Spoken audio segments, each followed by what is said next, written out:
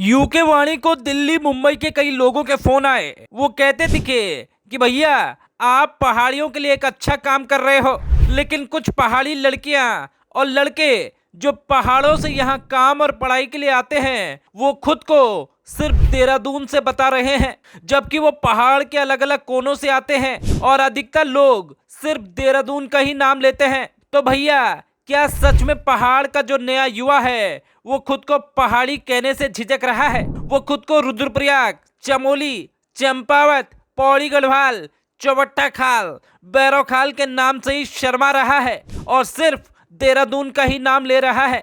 लेकिन इसके पीछे क्या कारण हो सकता है? दरअसल आज की नई पीढ़ी को लग रहा है कि बाहर चमोली, रुद्रप्रयाग, पौड़ी, पिथौरागढ़ को कोई नहीं जानता होगा, सिर्फ देहरादून को ही लोग जानते होंगे। इसलिए उनके सामने देहरादून का नाम ले रहे हैं, या तो फिर खुद को दुनिया के सामने ये जता रहे होंगे कि हम पहाड़ी नहीं देहरादून वाले हैं। तो भैया देहरादून वाले भी पहाड़ी ही हैं। तो भैया आप गौर से सुन भी लीजिए।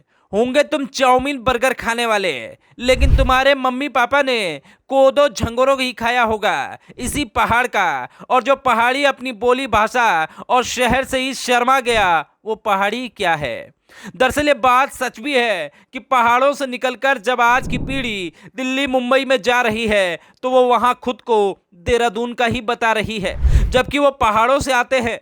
नई पीढ़ी को लगता है कि कहीं इससे उनका स्टेटस खत्म न हो जाए और लोग यह समझने लगे कि अरे ये तो पहाड़ से है जहां नेटवर्क ही नहीं आते। लेकिन ऐसी पीढ़ी को किताबें जरूर पढ़नी चाहिए अपने पहाड़ी इलाके की। रुद्रप्रयाग, चमोली वो जगह जहां हमारे धाम हैं, जहां दुनिया आने के लिए तरसती है। पौड़ी वो जगह जहां से हिमालय से ठंडी हवा चलती है। वो पौड़ी गढ़वाली है जहां से देश को हर साल कई अवसर मिलते हैं।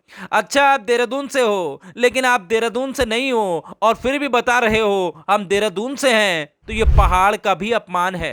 हालांकि ऐसे लोगों की संख्या कम है जो ऐसा कह रही है, लेकिन खुद पर गर्व होना चाहिए। हम पहाड़ से हैं, हम पहाड़ी हैं, हम गढ़वाली हैं, हम कुमाऊनी हैं, हम जौनसारी हैं। जय उत्तराखंड।